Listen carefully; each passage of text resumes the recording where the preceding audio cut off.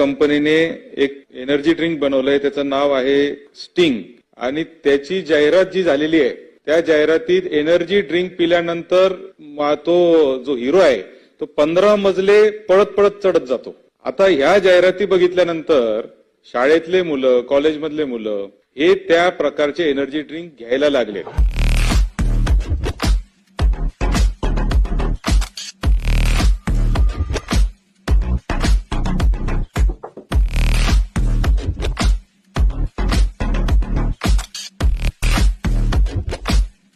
आज तुमची जर तयारी असेल तर आपण बाहेर जाऊ.